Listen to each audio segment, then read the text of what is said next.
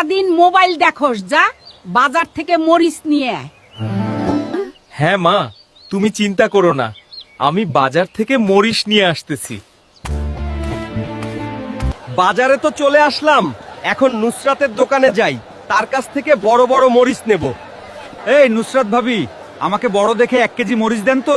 এই থুমথুম, আমার দোকানে তো মরিচ নাই, আমাদের এই বাজারে আজকে মরিচ আসে নাই। এখন আমি বড় মরিচ কোথায় পাবো? হ্যাঁ, একটা কাজ করি, মুলাপুর গ্রামের জঙ্গল থেকে বড় বড় মরিচ নিয়ে আসি। অবশেষে মুলাপুর গ্রামের জঙ্গলে চলে আসলাম এবং আশপাশে অনেক বড় বড় মরিচ দেখতেছি।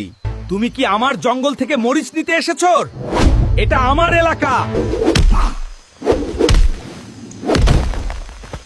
বন্ধুরা, আমার এখন শক্তি লাগবে, তোমরা তাড়াতাড়ি লাইক এবং সাবস্ক্রাইব করো, এটাতে আমি শক্তি পাবো।